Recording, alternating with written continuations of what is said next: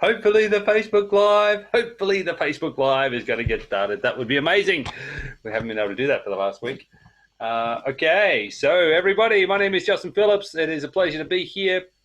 Pleasure and a privilege to be here with you today. And today we are talking about how to handle the stresses of 2020 with our extraordinary, amazing guest, Jost Sauer, aka Lifestyle Medicine Man.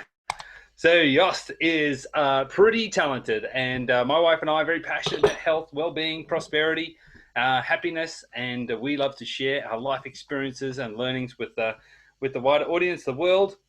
And Jost is one of those nuggets of gold that we stumbled across in our life journeys, and thank goodness that we did. So a little bit about Jost. He was born in 1958 in Germany. He's a doctor of Chinese medicine. He actually started as a therapist in 1991. And he has a massive background in health and fitness. He's always had a massive passion for competitive skiing snow skiing at a competitive national level, bodybuilding, triathlons, Ironman training, that sort of thing. But when Jost discovered Kung Fu and Tai Chi, he realized that fitness was only a part of the equation and vitality is the other. And this led to decades of research into how to live, how to use nutritional supplements, optimal diet, therapeutic exercise, weightlifting, martial arts, redox signaling molecules, meditation, Tai Chi, yoga, all to make you feel good and to live the life of your dreams. And then Jost added the 24-hour movement of Qi, which is a kind of Chinese medicine version of the body clock. And it connects our day-to-day activities with the natural cycles. And he developed his Qi cycle lifestyle. And this is the ultimate in lifestyle medicine. So this is founded on thousands of years of Chinese medicine and with over 30 years of Jost's academic research and practical observations from living it. So Jost is giving us his wisdom and gold nuggets today. He's an inspiring and dynamic speaker, an author of many books, about 9 odd books, I think. He's constantly researching and doing more books, and he's got fantastic information and knowledge for us. And I'd say that Jost is the best person that I've ever met to give a holistic traditional Chinese medicine view on any particular subject. And today we're talking about how to handle the stresses of 2020, because it's been an interesting year. I'm sure you would agree. It just never ceases to amaze me. And so adapting to stresses is an evolutionary tool. It's a driver of self-growth. And in this is a new format workshop style webinar that we're going to do today. It's very interactive. We want you to be thinking about how you can handle your stresses. So we want you to put your comments in the chat box and ask questions, and actually get out a pen and paper or get out a Word document while you're listening to this to engage and actually think about how you are going to develop a lifestyle to deal with stresses of 2020. Okay, to increase your resilience.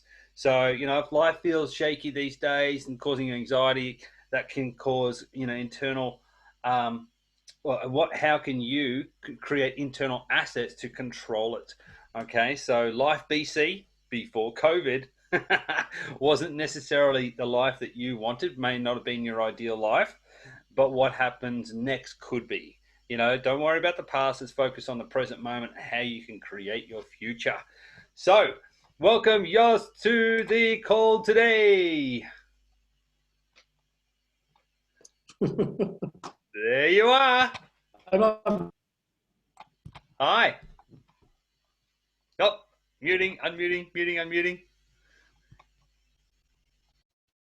Still muted there. Sorry, Jost.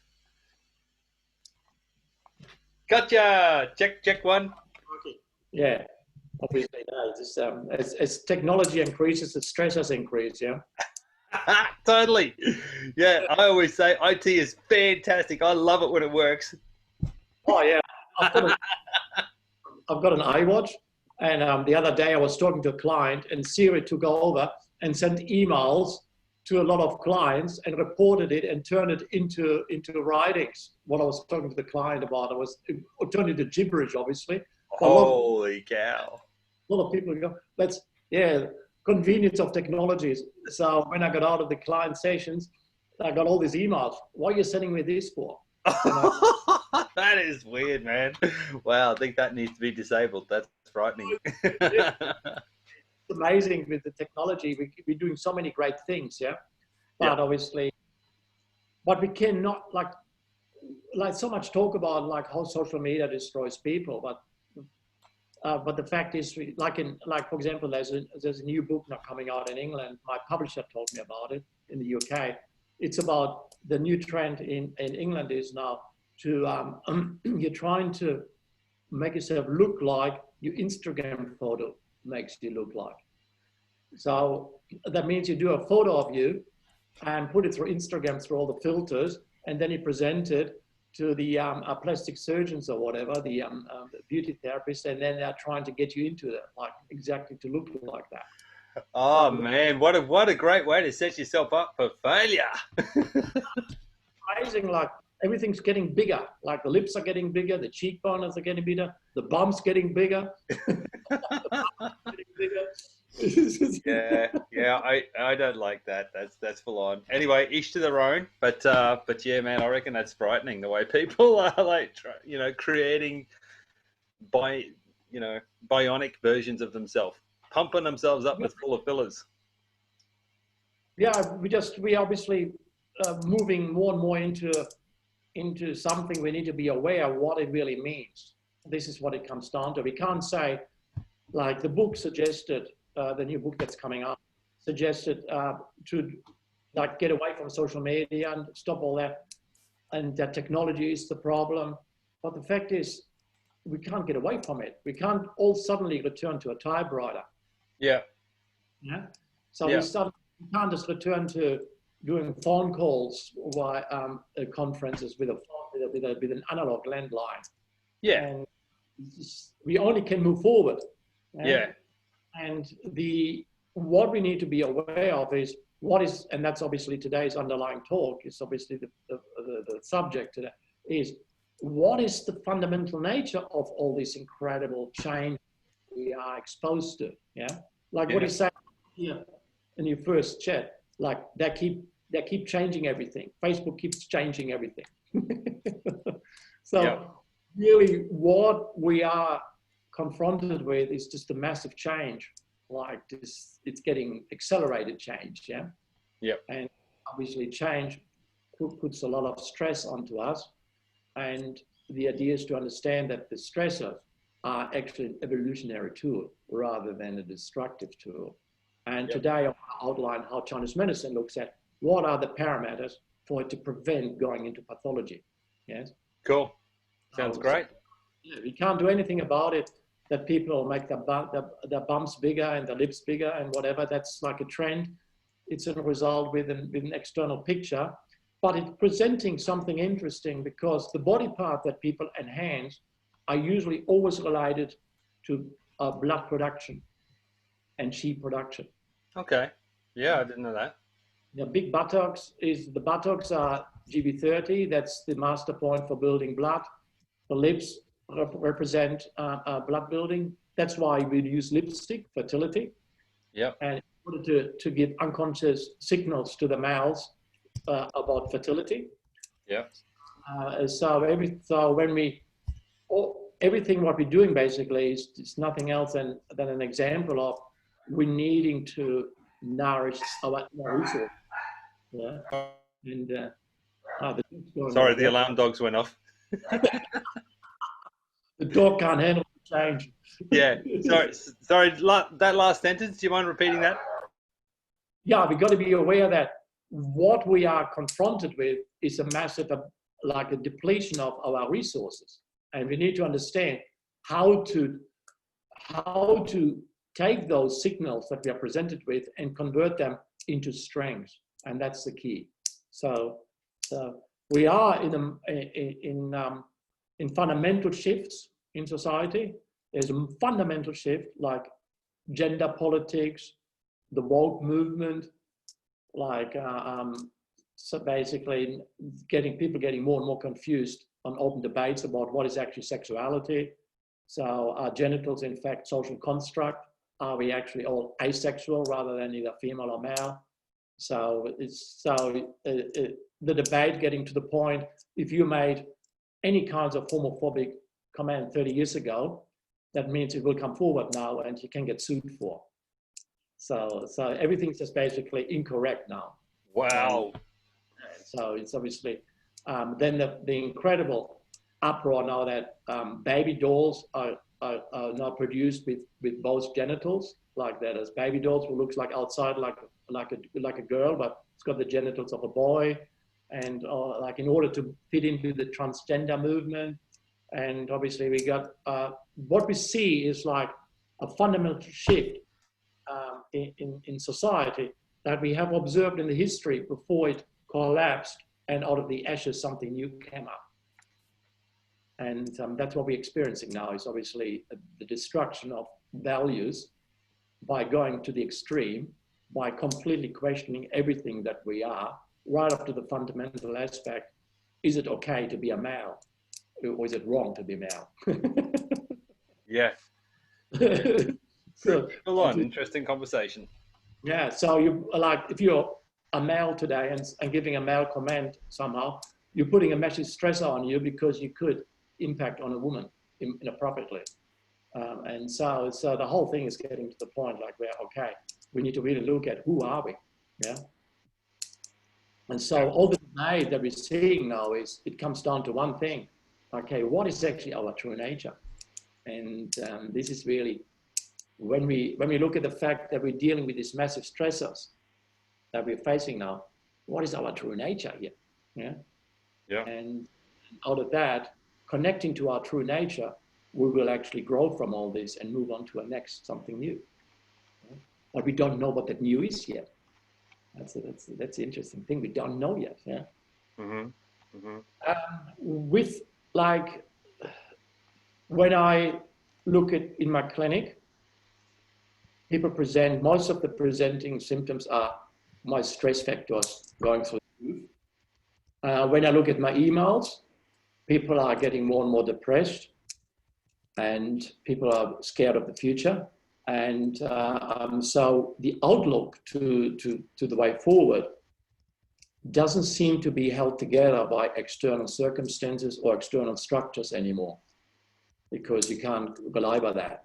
So we're going to look at, okay, first of all, from a Chinese medicine perspective, the body requires stress in order to grow. Stress is an evolutionary tool. Without stress, we don't grow.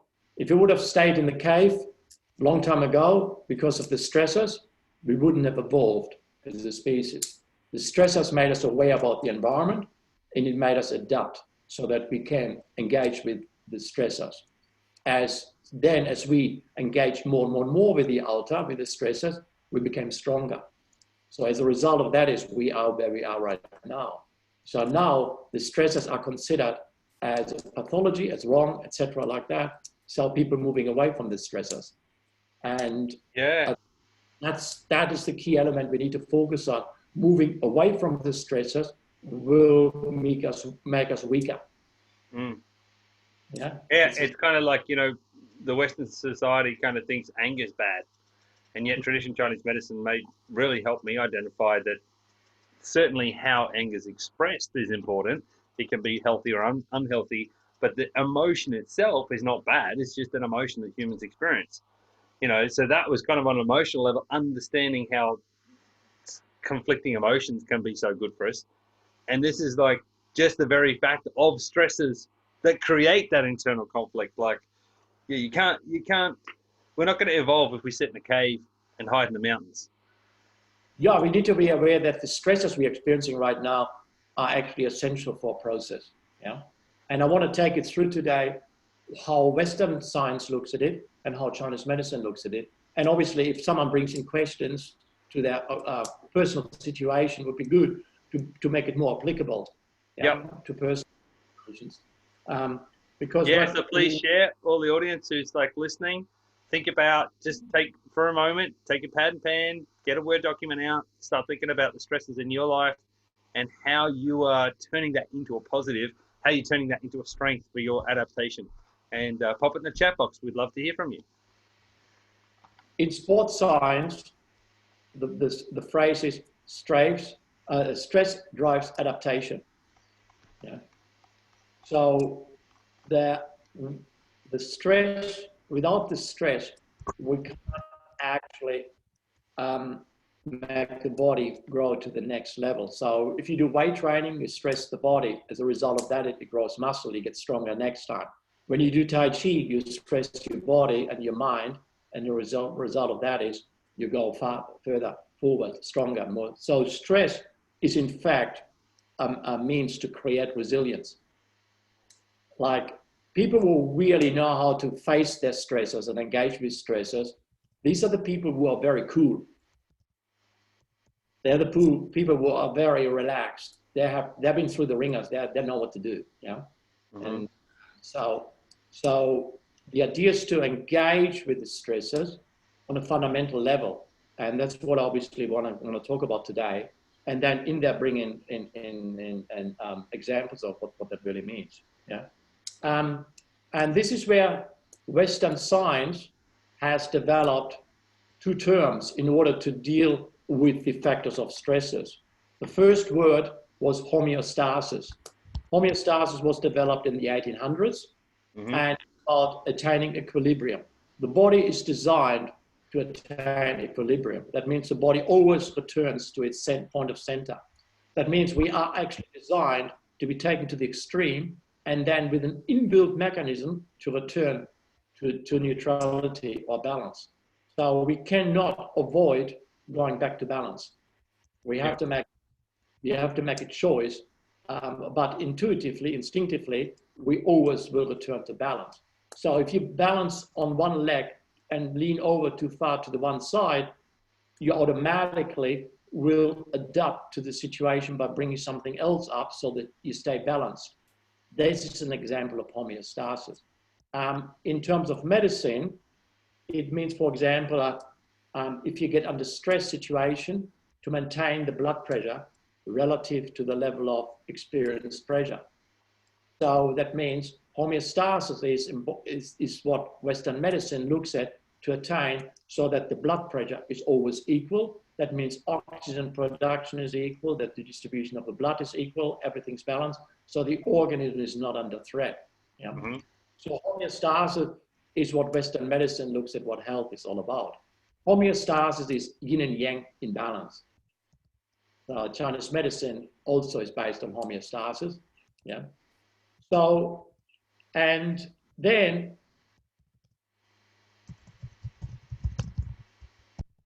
in 1988, they coined a new term called allostasis. So allostasis is still subject to debate in the Western sciences, but it's about as close to Chinese medicine as science has ever gotten to. Yeah, we've never been so close in terms of Western science meeting Chinese medicine. Because allostasis, that's why I sent you that link, is allostasis is the process of maintaining homeostasis. So that's actually the process where the body maintains its balance. But it's an adaptive change based on the internal environment to meet the anticipated or actual demands. So Western science talks about the internal environment. So this is where they took it to the next level and stated, and that's the next quote I sent you, allostasis is defined as achieving stability through change. So now it gets as close to Chinese medicine as possible. So that means in order to be adaptive, the organism must be able to change the defended levels and to adjust to the new changing environment. So meaning that stability is attained through change. Mm-hmm. So change is actually essential for stability. This is where it gets interesting, that people are complaining about the changes they're experiencing. However, the changes are required for stability.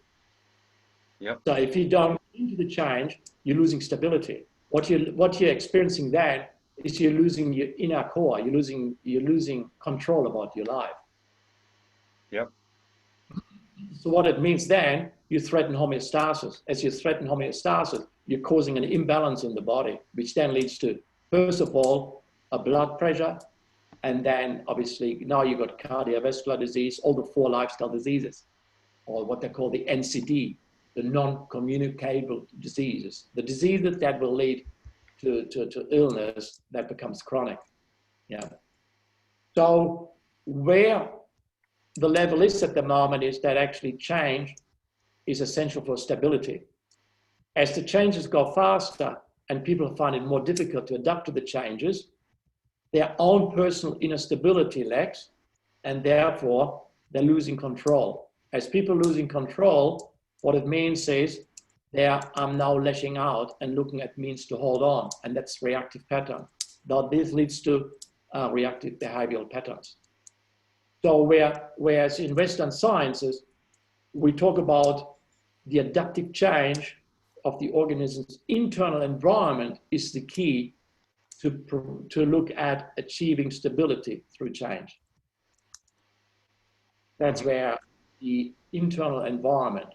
So meaning, what they're basically saying is, whatever the changes we're experiencing now, it's regardless of what happens on the outer. If we don't focus on the inner environment, we will not experiencing stability. Mm-hmm. Mm-hmm. If we don't experiencing stability, we don't change.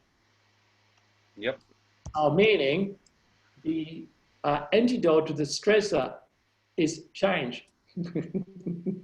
Yep. So by changing, we don't have the stressors.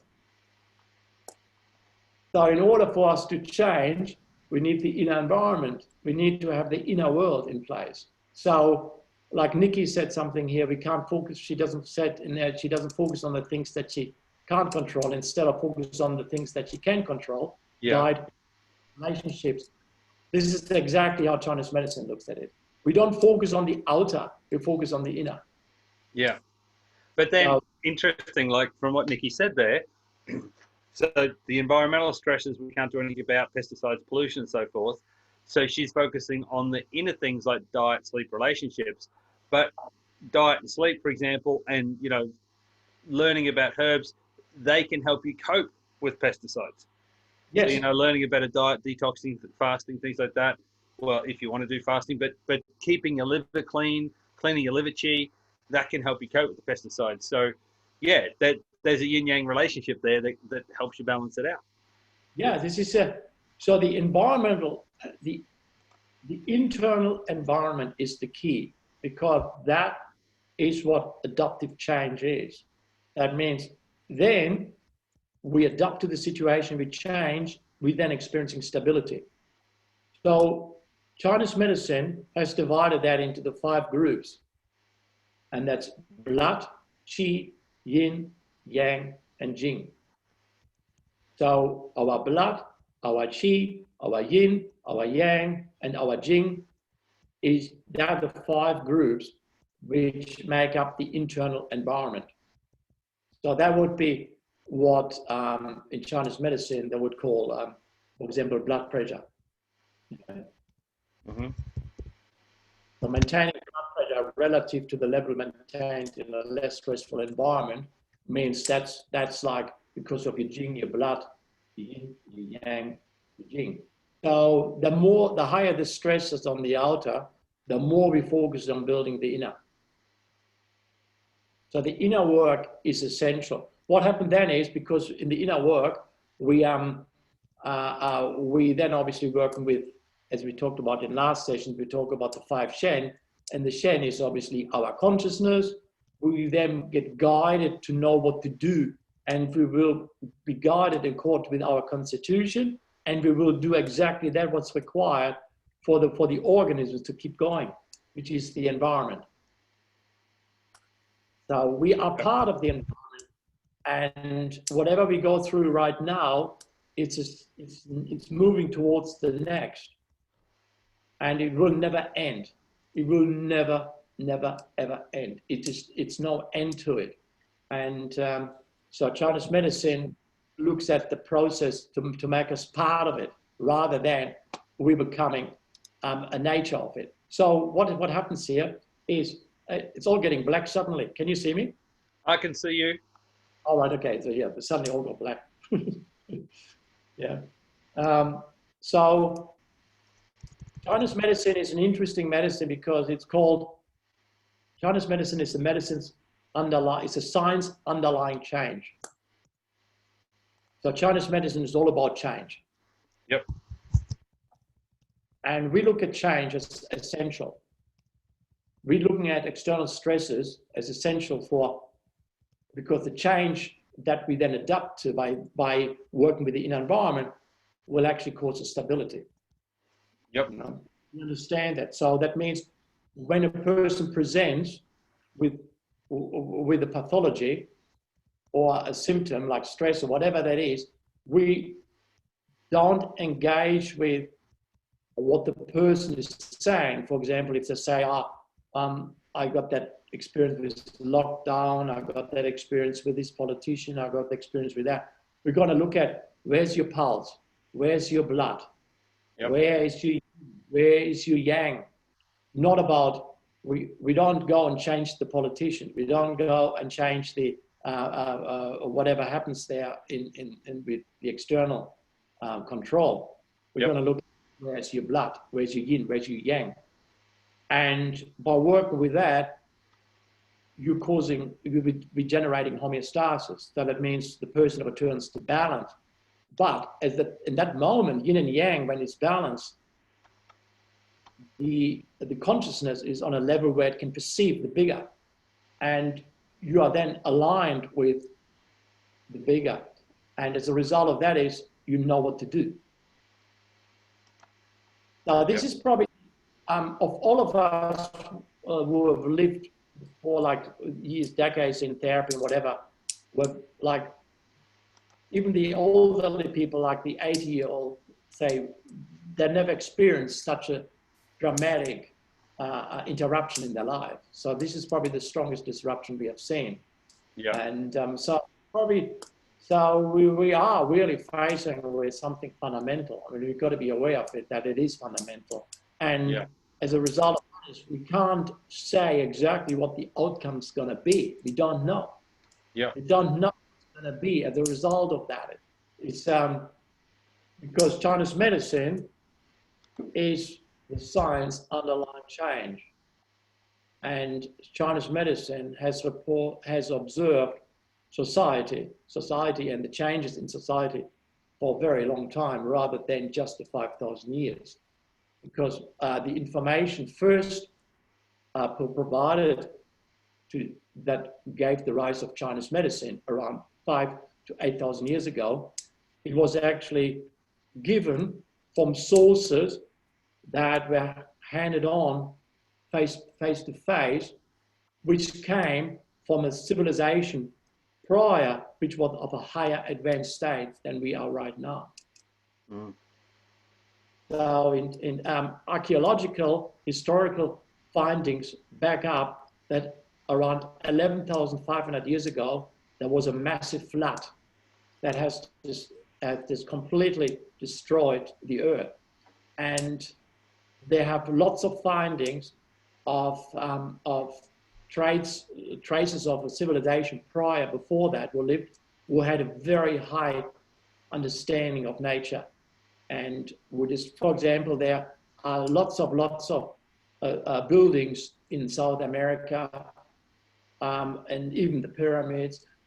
They are made of rocks. They're so heavy, there's no way anyone lifted them.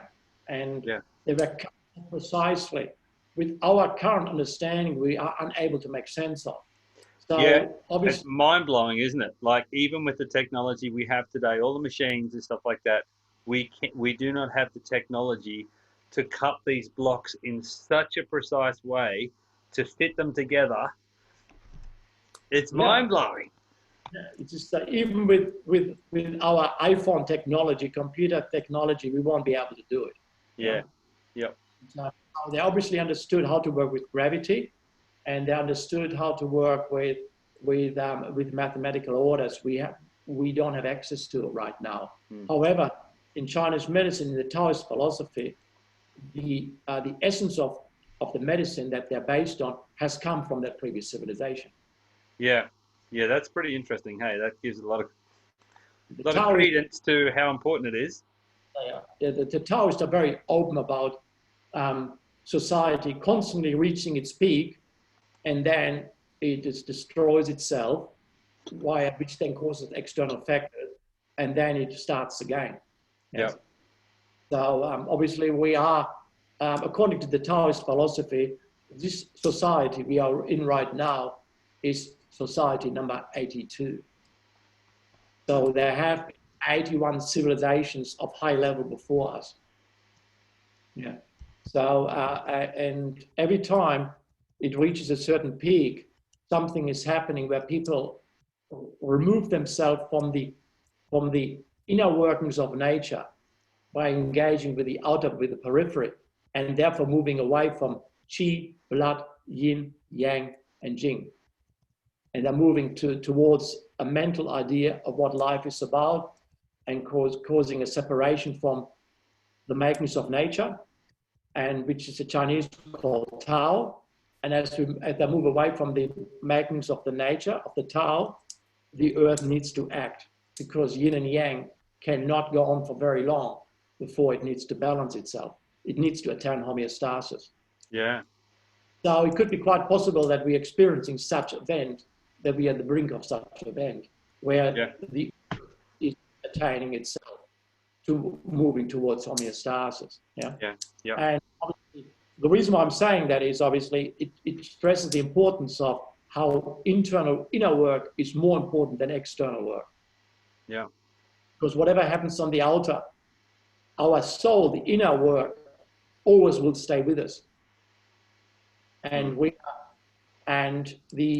as it gets more and more mad, crazy, which is probably the only way to explain what happens to most people on Instagram and things like that. It's not rational anymore. It's mad. It's crazy. As it gets more and more crazy, we need to realize, okay, this is just like, it's moving away from the center. It's moving away from Tao.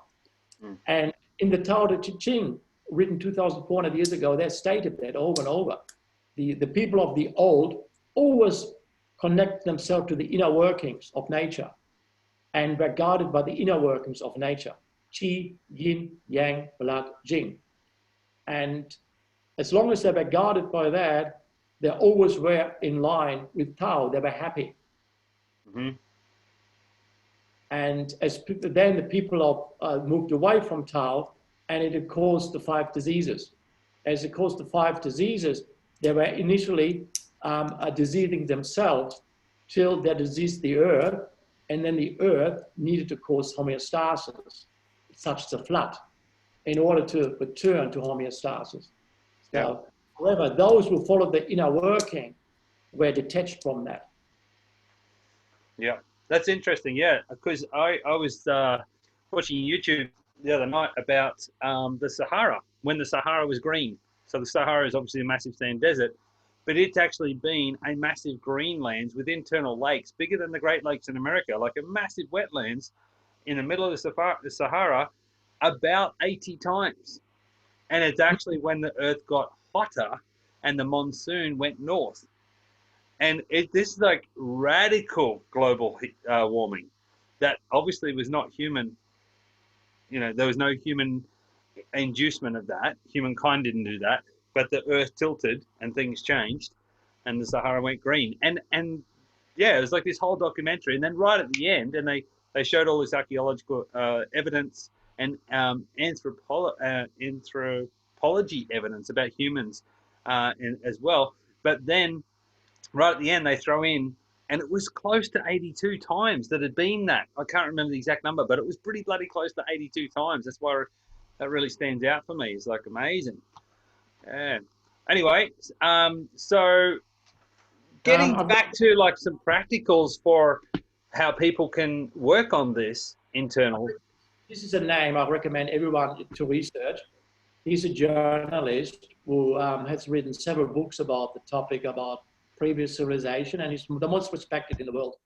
And Graham Hancock is mind-boggling. That work. Anyone interested in seeing what happened before and all the traces and the proof of previous civilizations and the incredible technological advancement they had, which was in line with natural laws rather than artificial laws. Yeah.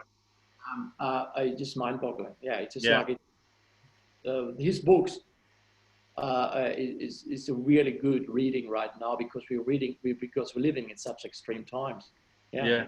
Yeah. So when it comes to the practical application, this is obviously where Chinese medicine has got three groups to work with. And first of all, it's about yin and yang, which is the process of change, the change. It's about the 5 elements, which is the 5 phases of change. And the third group is the I Ching, the book of changes, the 64 hexagrams.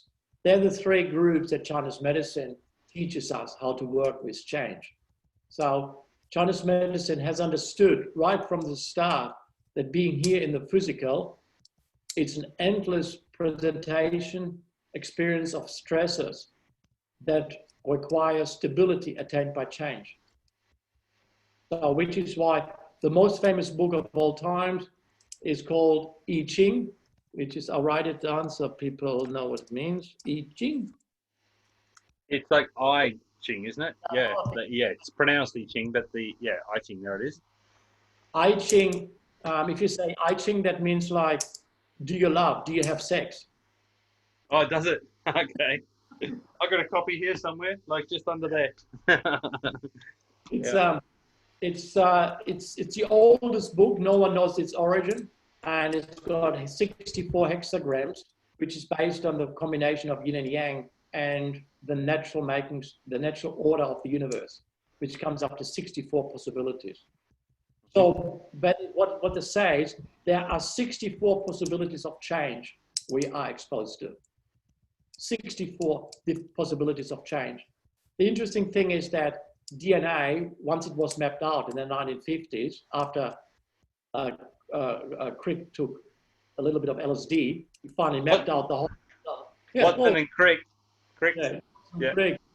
They needed LSD to see the whole structure of the DNA.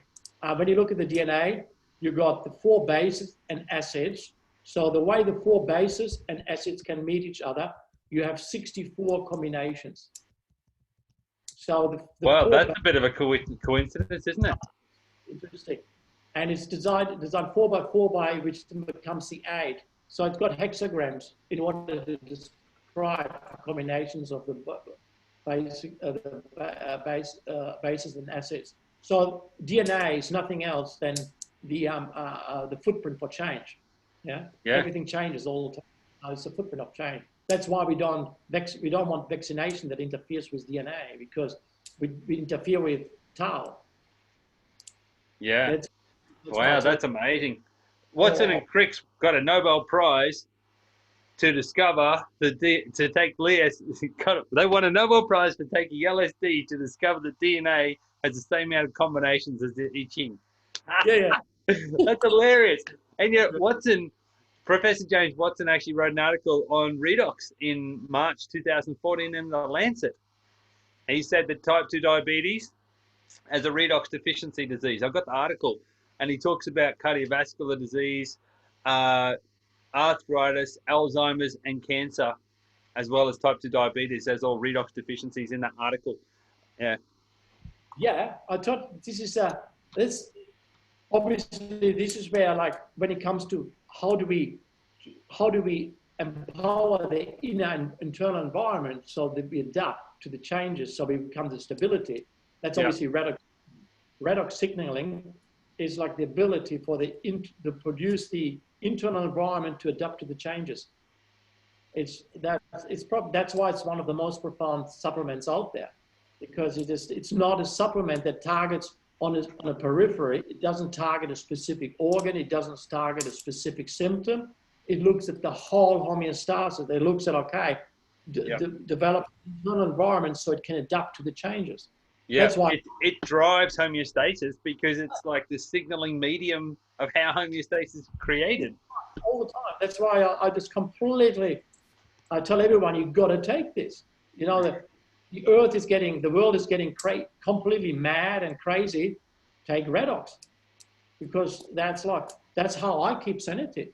Because then that means I can really work hard on my Tai Chi, on my practice, because the redox keeps the environment in balance and provides the homeostasis of the stressors in order to adapt to the stressors. Yeah.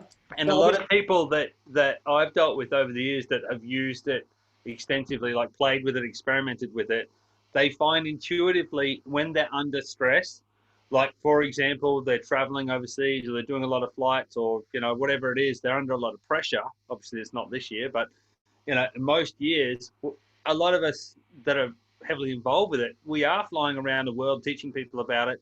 And our consumption of redox increases when we're doing that. When we're under high pressure, we're like taking a lot more and just coping with it so much better. You know, it's just purely natural thing that the consumption goes up. In Taoism, the Taoist philosophy always states the first thing is internal work requires breath work, chi work, and herbs. So breath work, chi work, herbs. So the three then are able to produce the internal environment so you're ready to adapt to the change. Yeah. To meet the anticipated demands, because we've got to meet the demands. And chi work, breath work, herbs. And so you never see a Taoist master not doing that. They all are constantly breath work, chi work, herbs. So this is fundamental. Like I take herbs all the time. I take red herbs. I'll always look at what I need.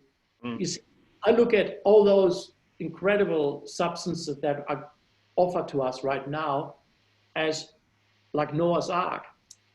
As society is drowning, and the Chinese actually use the example of a big flood that makes the mundane world drown.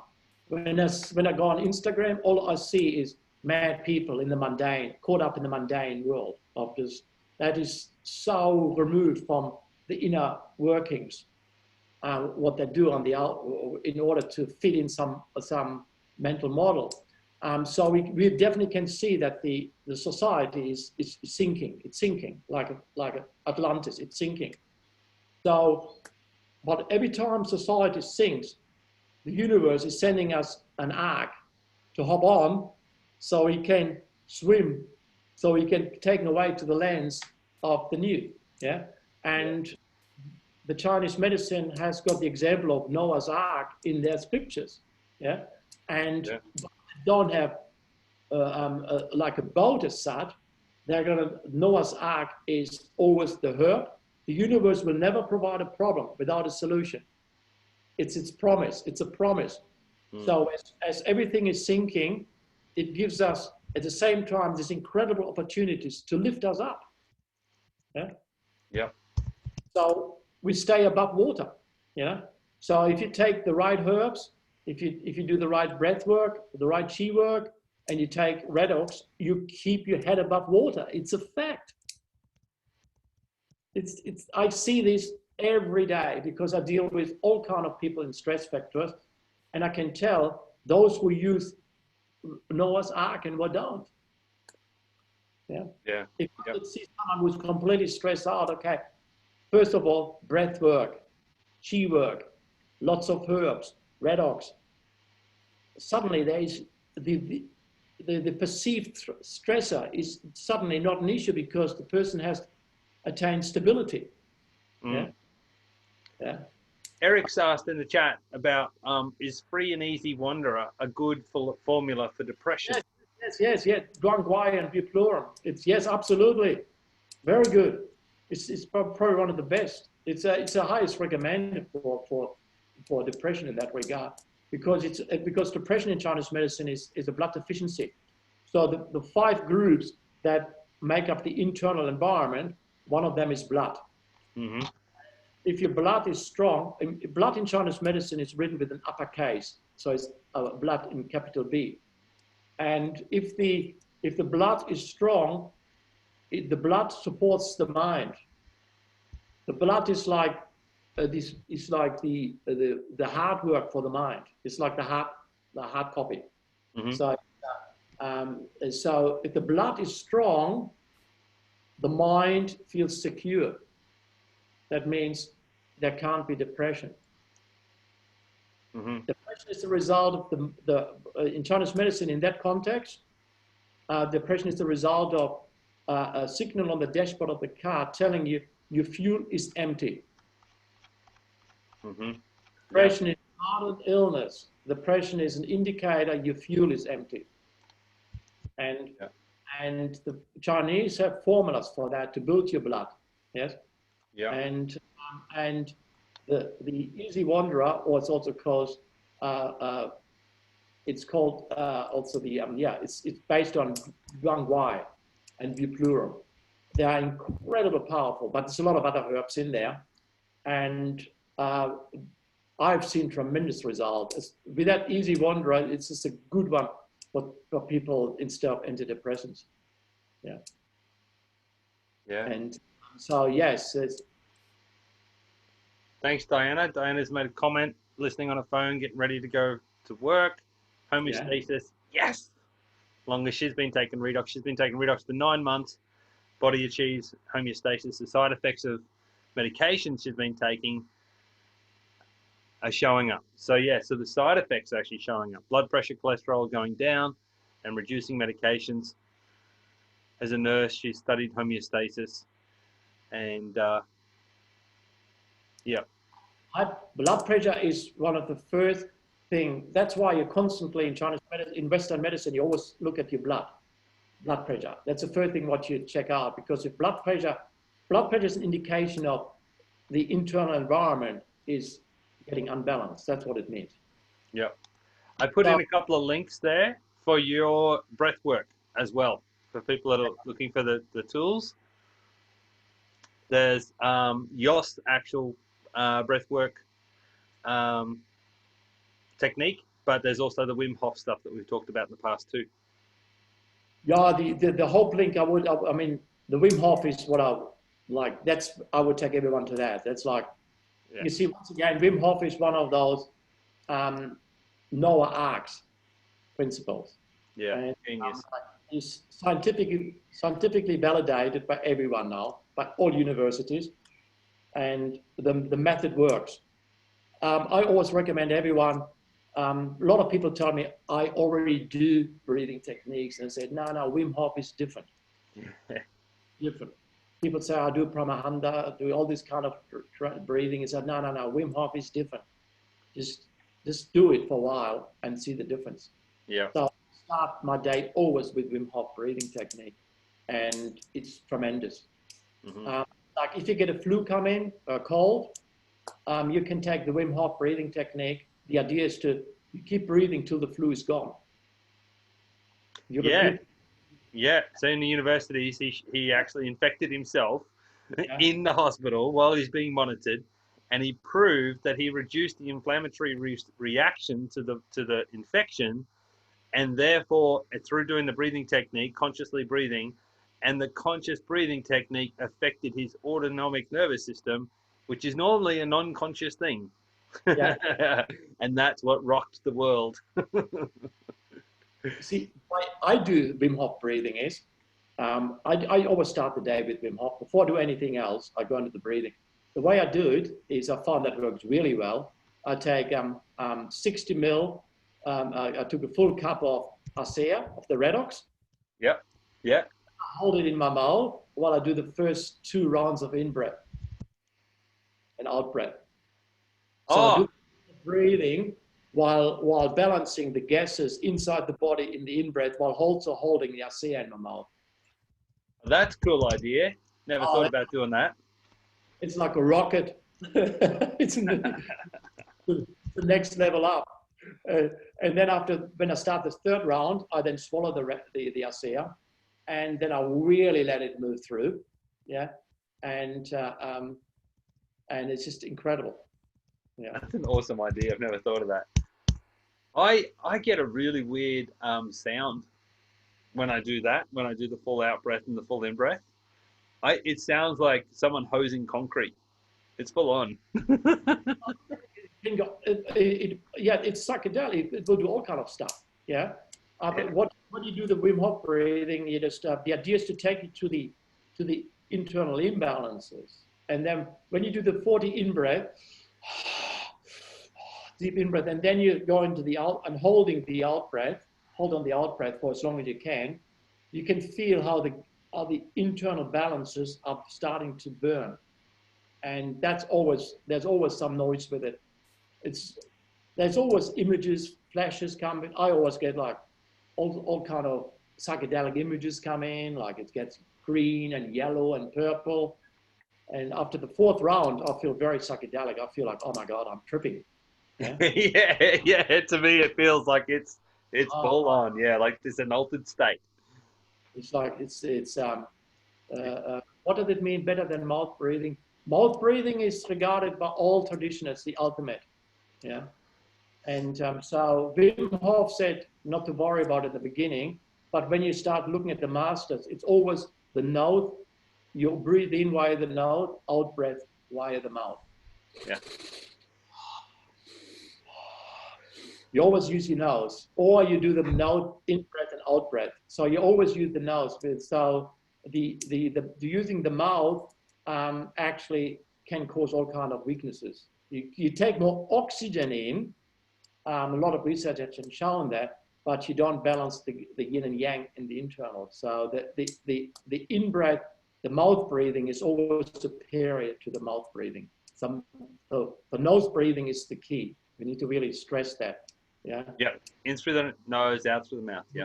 Always nose breathing. The nose is designed for breathing. The mouth is designed for eating and speaking. Yeah. Yeah. And the only reason why because we got large intestine meridian, that's column 20 as a point and when we nose breathe, we activate large intestine meridian.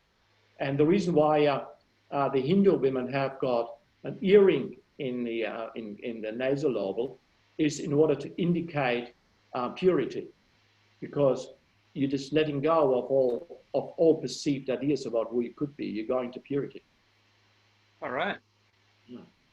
And so yeah, it could be DMT, pineal gland. Someone said, it could be releasing DMT. That's obviously Harvard University looked into what is DMT in fact, what's going on here.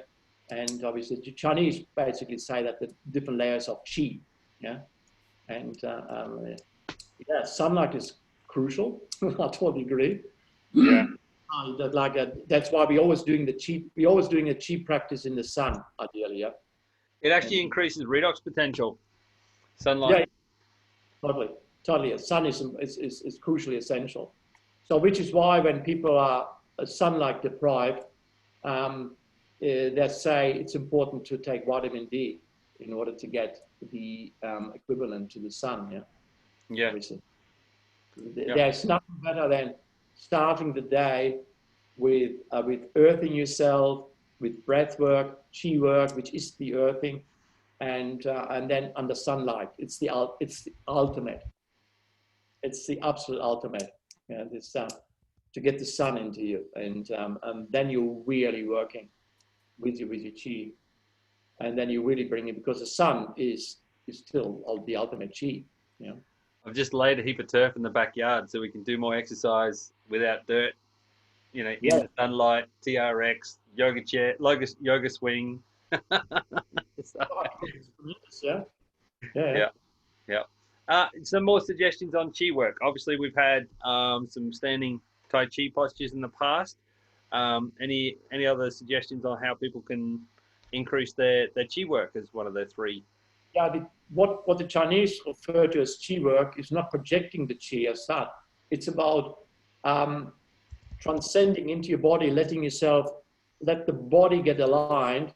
As the body aligns itself, you will feel the magnetic forces around you, the gravitational forces around you. And you could say that is qi. Yeah. So Yep. anything that allows us to align the body. So which like, when I talked about there's three groups. Yin and Yang is the process of change. 5 element is the 5 phases of change. The I Ching, the 64 hexagrams. So Yin and Yang is studied via Tai Chi. And that's why if we understand the process of change, that's why Tai Chi is given to us by a higher source. So humans didn't create, it's not man-made. Tai Chi is not man-made. Yeah. And so Tai Chi is a gift given to us by the higher realms. And Tai Chi is the study of change, is the process of change. So by us, like we say, we study Tai Chi, we study and practice Tai Chi. What it means is we study the process of change. So when you move from left to right, you actually study the process of change. So when we talk Chi work, what we mean with that is we study the movement of process of change. Like you could say dance would be equivalent to that. Yeah. So like learning how to dance, when you look at a flamenco, it's constantly changing directions. So, and that's in fact, the more we understand to fluidly move from Chi, from yin to yang, from left to right, what happens is the more we actually experiencing Chi. Yeah. Yeah? So Chi is between change. Chi is change. So if we are stuck on one part and don't change, we don't experiencing Chi. Yeah. So once we change, once we move and have both left and right at the same time, so we become the perfect rhythm. Like when you imagine going to a rock concert or a music concert and you dance and you are in the flow, it's Chi. Mm. So imagine now you're dancing with 20,000 other people and there's a band on stage. That's Chi. You get high. Yeah. And so that's all. That's like that rhythm. When you listen, like a lot of, for example, you could start the day with getting a drummer and doing some drumming. You know, the neighbors would love that. 5 a.m. Yeah. Yeah, I'm sure all my retiree neighbors here in Bribey would just love me for that. Talking about concerts, I remember my favorite moment in an audience of all time at Chemical Brothers at the big day out in the Gold Coast. And it was like they had all yellow lights. So the whole stage and all the audience was yellow. And I remember it was like a friggin' wave. The whole audience was just this wave. It was the most intense feeling of like unity I ever had in my life. It was like, whoa, it was just like a privilege to be a part of it. It was so cool. That's the aim of the aiming at. So if you have that every day, if you start your day with that experience without being at a concert, you have experienced change. You are change. You are flow. You have Chi. Then everything else that people complain about, you don't know what they're talking about. Yeah, it's not relevant. Yeah. If you come back from a big concert with the Chemical Brothers or whatever, Pink Floyd, whatever, you're just driving home and you're going into your flat and they talk about the mundane issues of paying a bill or the council being an idiot or the neighbor didn't bring the garbage out. You have no idea what they talk about. Yeah, it's like, so what? Yeah. Yeah, and that magnetism you're talking about, when it's quite a few years ago now, I was teaching a lot of Qigong and Tai Chi, like at up to 8 classes a week. That was definitely the period of my life I had the most like, whoo, geez, I could just feel the balls of Qi and just feeling it all the time. It was really cool. I need to definitely improve my practice there, get back to more of that. So you're feeling the internal environment working in homeostasis. That's what you're experiencing. When your internal environment is balanced, you're experiencing a Qi ball. If it's out of balance, you're feeling irritable, cranky, grumpy, depressed, anxiety. If it's balanced, you go, wow, you hold the ball. And it was so easy for me in that period of my life. If I felt an imbalance, I could actually do some Qigong and Tai Chi that would balance me. I would just intuitively go, yeah, no, that one feels really good, and just do more of that. And I'd feel that shift and get back that homeostasis. It was so powerful. Yeah, it's just like it. So that's why when we start the day with being connected to all that, then automatically we have a reference point for the rest of the day. Yeah. That reference point of the day needs to be we need to go to the internal workings rather than the outer workings. So with these massive stressors that we're experiencing right now, we need to enhance our performance. That's what it means. Yeah. The more stressors we have, the more we need to enhance our performance. That's how simple it is. Yep. So if we wake up and we go straight to the phone and we're going to coffee and stimulants and we're going social media, we're giving in. So of course now the world will suck us in and we will sink. The flood is taking over. The flood will, we are part, we get flooded away. We get flooded away. Then we've got no choice other than being a part of the victimhood, and we can't change much. Mm. But if we need to understand the stressors will increase. Next year is not going to get easier. According to the principles of evolution, next year will even get more intense than this year. Yeah, yep. And I love that saying. I forget, I don't know if it's in the Art of War or the Tao Te Ching, but I'd rather be the warrior in the garden than the gardener in the battlefield. Yeah. That is a really good thing to like, okay, now is a good time to build yourself up, to build your skills, your ability to resist stress and be strong internally to cope with whatever changes are coming. Yeah, it will not get easier. It's a fact. We looking back at history, it will not get easier. It will get stronger. Yeah, yep, and yeah, that's one of my favorite quotes as well by Jim Rohn. Is don't wish things to be easier, strive to be better.